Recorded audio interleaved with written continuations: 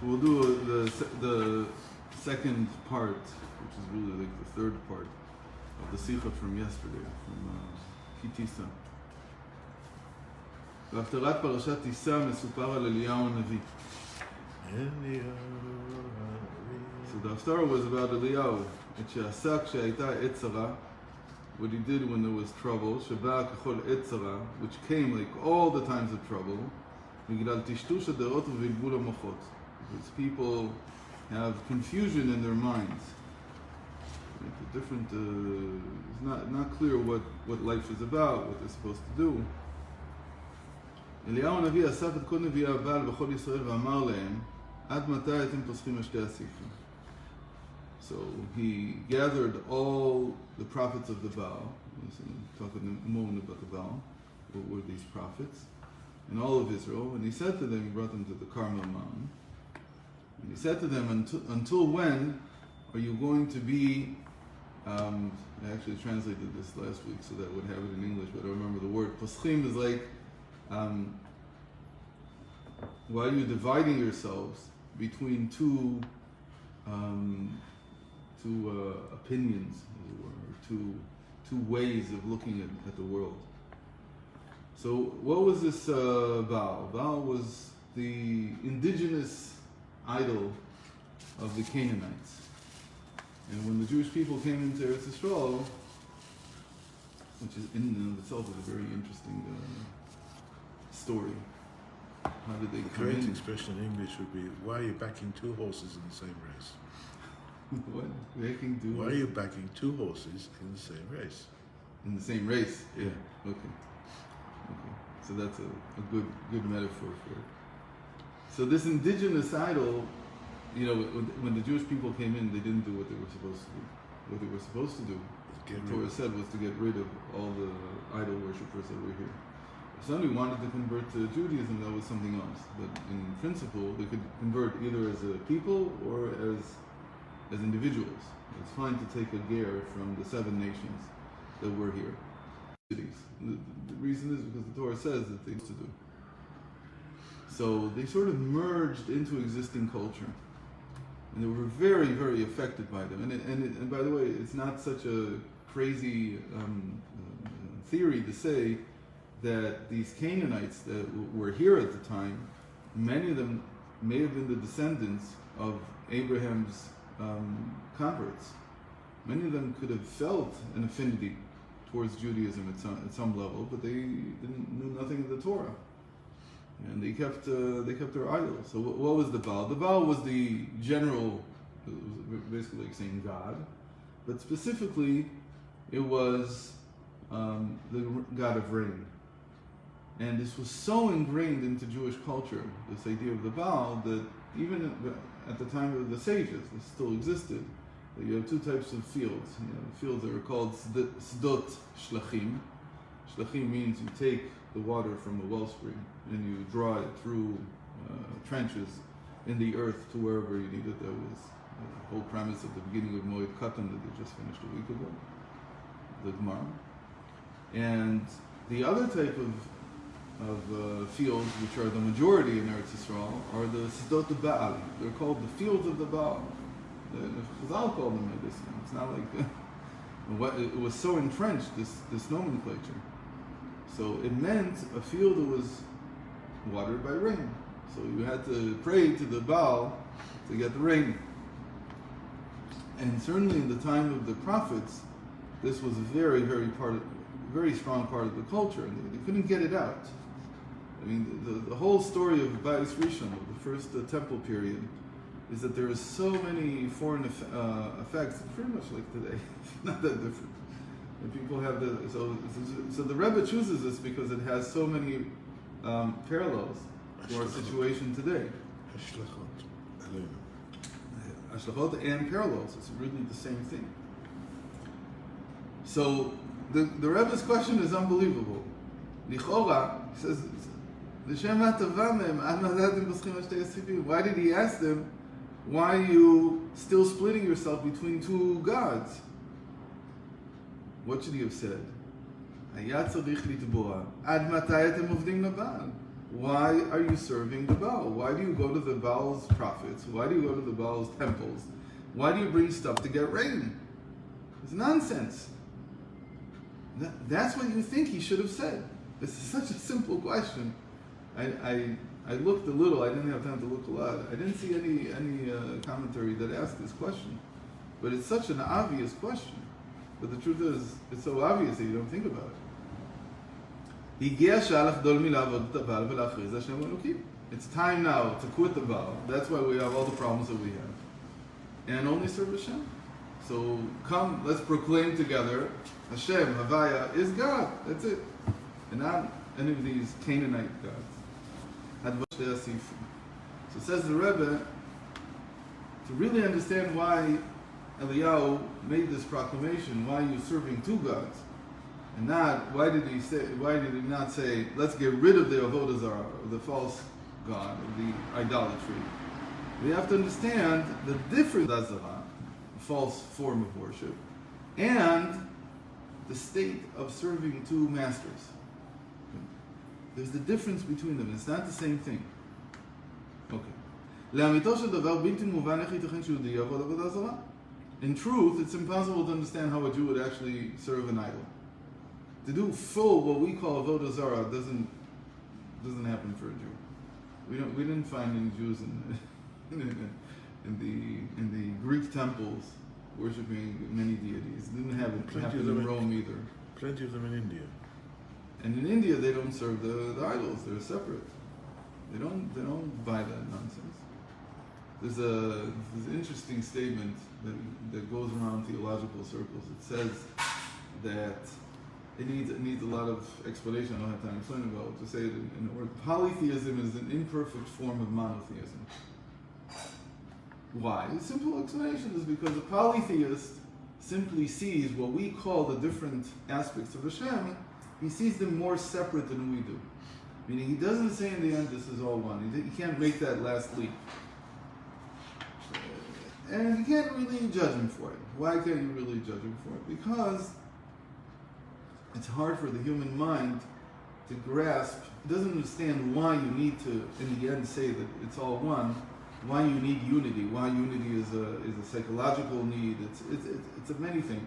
That's why in Rome, we've talked about this in the past, in Rome, it took them many, many centuries to figure out that they will be civilly better off by having one God than having all the cults of the different gods that they have. And in fact, one of the most interesting theories, and I think the right one, about why they in the end adopted Christianity was not because they believed in it more than they believed in anything else, but because of the civil unrest in Rome that was getting to be impossible. They'd gone through so many civil wars already in Rome that they saw that the only thing they could do was to get rid of all the different cults.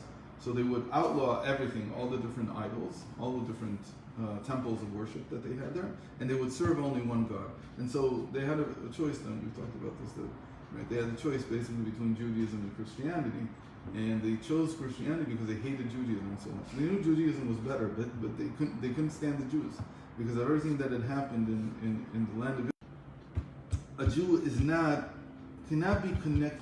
Kfirah is a very hard word to translate. You usually say Apostasy. Apostasy, right? So what do you mean? That doesn't say much. Because you have to be apostate against something. So what do you... Probably better word would be denial. It's more like denial. The meaning of the word in Hebrew is more like denial. But you still have to say, what are you denying? So the thing that we're denying is, if you're an apostate in Judaism, the thing you're denying is the unity of all the forces. That's what you're really denying. The unity at the bottom of everything. So he says, because Jews have this so ingrained in us, it's a psychological issue. In the same way that a Jew won't be able to live a good psychologically, mentally, can't live well if you feel that the forces within you are separate. If you have no coherency in your makeup, in your psychological makeup. That's why the Rambam says in this 8 chapters, his introduction to Pirkei Avos, he says in the end, all these forces that I've just told you about the soul, and it has this force and that force, in the end, the soul is one. It carries over to many areas. You can't live in a sense. That's why you also want one king. Because you understand that unity is better than disparity. Much, much better. So, if they don't break me up into a madman. I'm not Dr. Jekyll and Mr. Hyde. That's what the Tanya says. Look, understand, but it's all you. So we're not saying that it's not you. You identify either with this side or with that side, but they're all part of you. So you have to figure out how to bring it all together, and that's what the Tanya tries to explain to you, what it means to bring it all together. So everything in Yiddishkeit is geared towards unity. So an apostate is someone who doesn't accept this unity. הדבר יובן לפי דברי הרמב"ם, שהתחלת תהיית בני אדם אחרי עבודת כוכבים ומזלות הייתה משום שההשפעה שמלמעלה עוברת דרך הכוכבים והמזלות. לפיכך השתחוו ומנו כבוד לכוכבים ולמזלות כדי שישפיעו את השפע הדורש. He says, the Rambam explains to us psychologically what was the problem behind polytheism. All polytheism, he said, started from worshiping the planets and the stars as separate from God. At first they understood that the sustenance passes through the stars and the planets. The sustenance from God. Because what was the most important thing that you had as a person living 5,000 years ago? The most important thing you had. This is the issue around the Garden of Eden. It's the issue everywhere in the first parsha of the Torah, in Bereshis. It's where do you get your food from? That's the question. When they were thrown out of the Garden of Eden, so they have this problem that they can't grow anything. They try, but they don't do a good job. Why? The ground isn't fertile. It wasn't true that the ground wasn't fertile. Maybe in the Garden of Eden was much more, but the ground was the same ground that we have today, the same earth. What was the problem? The problem was that in the Garden of Eden, it was like Hawaii. What's his name? He married one of the Marcus girls. Zirkin? Yeah, probably. Yeah. Shaliach. Yeah, Shaliach. He made himself into Shaliach. Well, what's his name? Zirkin. Mendy Zirkin? Mendy. His name is Mendy. Anyway, he told me he came to visit like a year and a half ago. Yeah, when his sister passed away. It was before Corona, I guess. Long before.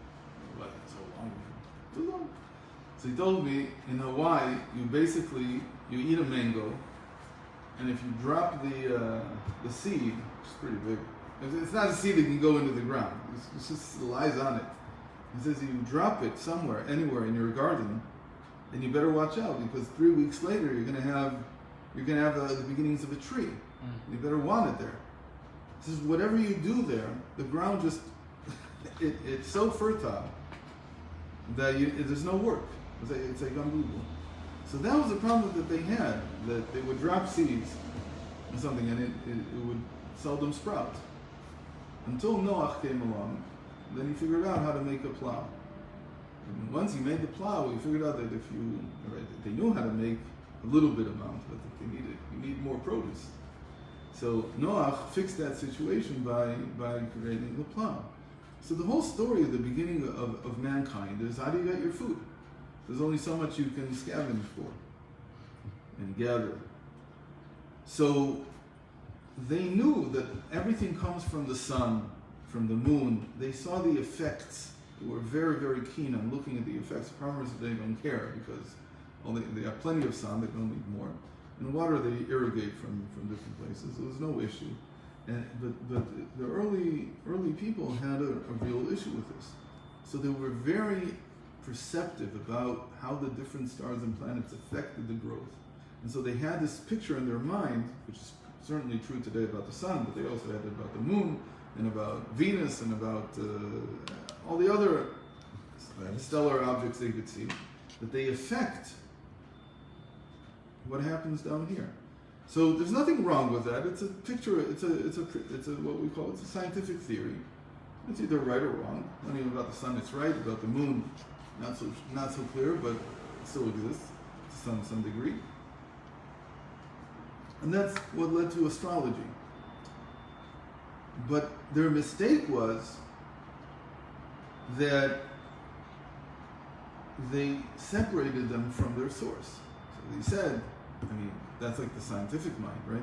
If I don't have coming from somewhere higher up the ladder, so maybe it is the sun and the moon and the planets that give the sustenance to Earth.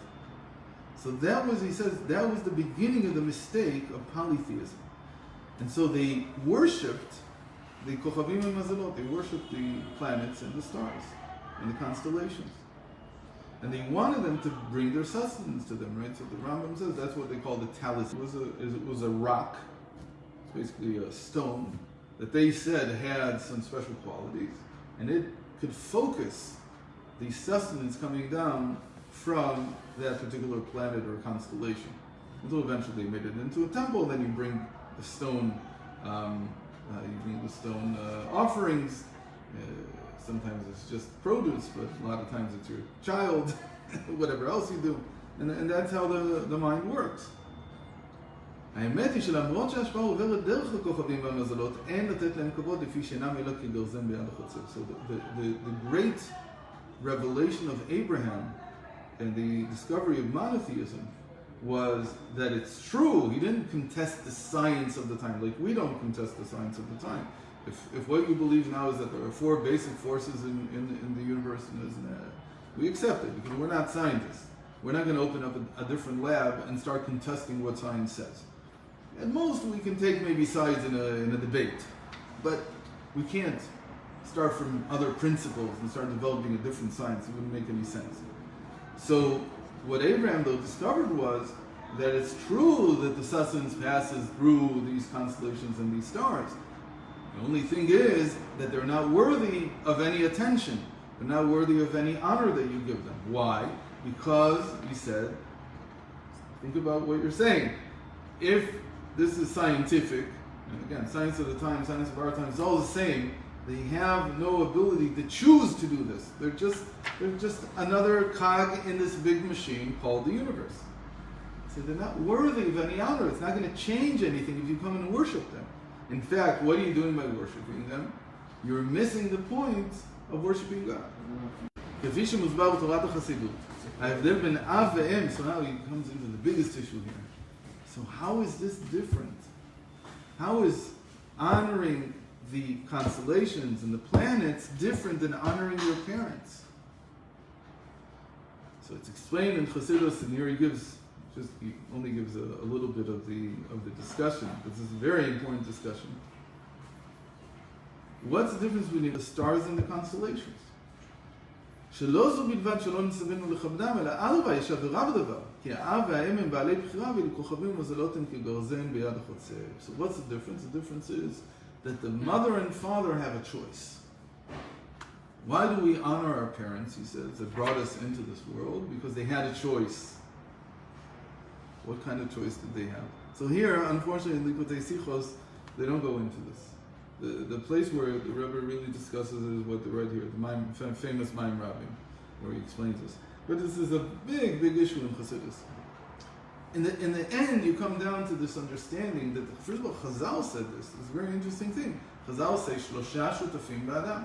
There are 3 partners in making man. His mother, his father. What do they give? The mother gives the red parts of him, the father gives the white parts of him, and the Almighty. And what does he give? He gives the soul. So, it's a mind-boggling thing, but the sages use the language partners, shutafim. Now, as the Rebbe will explain in a moment, when you have 2 gods, when you're saying there's this power and they're separate, and I have to worship this and that, that's called shituf. So it's amazing that the sages themselves use the word shituf, partnership, to describe the relationship that we have to the 3 precursors to our existence. They are partners in creating us. So why is it? So he says in the end that the truth is that the mother and father had a choice whether or not to conceive you. But that's all they had a choice. They only had a choice in their connection. But anything beyond that is the soul. It's the soul that gives the form to the connection between it. it's even the very meeting of the sperm and the ovum is already from God. So all they had a choice, but it's amazing, for that amount of choice, real choice, that they could choose not to be together, we owe them all the honor in the world, but we don't worship them.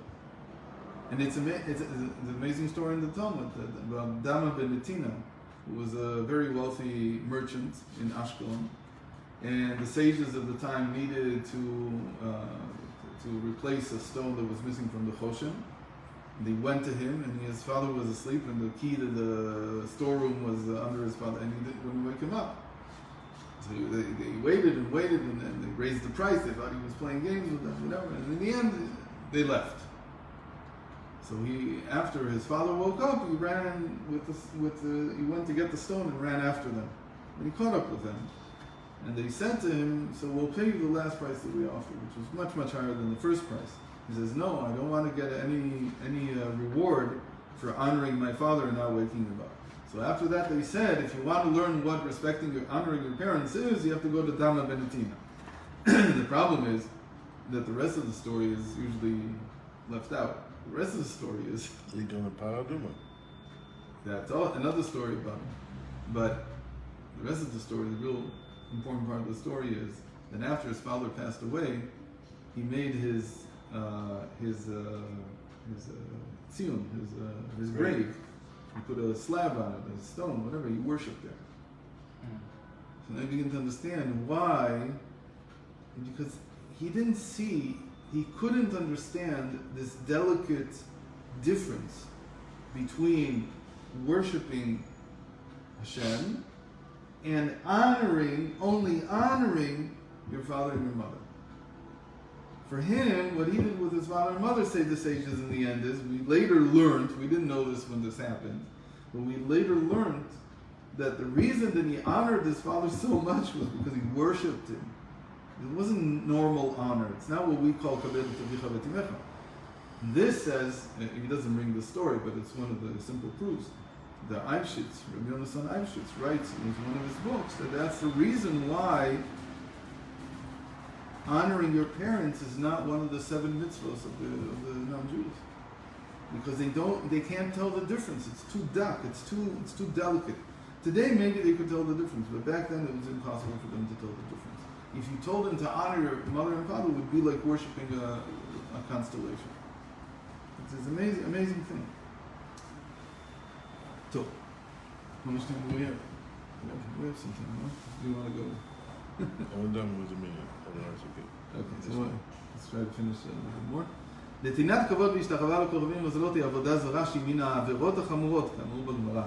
חמורה עבודה זרה שכל הכופר בה כאילו מודה בתורה כולה. So, worshipping stars and constellations, that's what we call the avodah zarah. That's called the avodah zarah. When you say that this is separate from, that this is independent, it's independent of God. That's not having 2 horses in your race. It's not the same thing. It's very important. This avodah zarah is one thing. It means that you say that these constellations, these forces are separate from one God. נמצא איפה שסיבת עבודה זרה הייתה בהתאם למושגים המסולפים ששררו בקרבם לשם קבלת השפעות גשמיות, כלומר משום פניות עצמיות. The reason that they served idols was because they had self-interest. They wanted something for themselves. What did you want? In the case of the Baal, they wanted rain. וזו סיבת הדבר שגם יהודים מאמינים ומאמינים עלולים להיקשר רחמנא ליצלן בחטא עבודה זרה, שכן אין זו עבודה באמת חס וחלילה, כי רק לשם פניות עצמיות. So he says, if you ever see a Jew who's serving an idol, understand that he's not serving the idol. It's not out of respect. It's out of self-interest. So first of all, understand that it's not honoring. It's not the same thing. It's not fear of the idol. It's only because I have some self-interest. And this needs to be discussed a lot more to explain this. What's the difference between worshiping an idol and worshiping God? That when you serve God, it's not because you want Him to give you something. At least when a Jew serves God, it's not because you want Him to give you something. It's not out of self-interest. Very important thing. A Jew doesn't serve God out of self-interest. Now this requires a ton of explanation. How do you know this? This is what it says in the Tanya, at the end of chapter 1. The kol tivu de'avdin umot ha'olam legarmayu ka'avdin. He says that when the Alter Rebbe was in his arrest, the first time that he was arrested, so one of the questions that they asked him is, where do you know this from? How do you know that when the non-Jews, people who aren't Jewish, they serve their God, or whatever they do, whatever good they do, is out of self-interest? How do you know that it's not the same thing with a Jew? Maybe he serves God also out of self-interest. He said he only smiled. He says, something that is well known does not need a proof. So he just smiled. He says, you know that. You know that better than I know it. Then why are you doing what you're doing? Because of self-interest. What's your self-interest? Well, we've seen that there's non-Jews who sacrifice their lives. So Rabbi Yel used to say that he heard that in the end it's because they want the fame. They don't care if the fame comes before they're alive, after they're alive. Here in Eretz Yisrael, all the non-Jews that the Arabs that killed themselves in suicide bombings, what are they doing? They know that this is how they're providing for their families. Many of them are people who don't have a life because they've been diagnosed with cancer, terminal stage illness, who knows what. And they go and do this, and when they do it, they can't do it with a straight mind. They have to take drugs. So when a Jew serves, again, this is the essence of Judaism, that I'm serving God not because of what will come out of it, not because out of my self-interest, but even when it's against my self-interest. Okay, so we'll have to start here.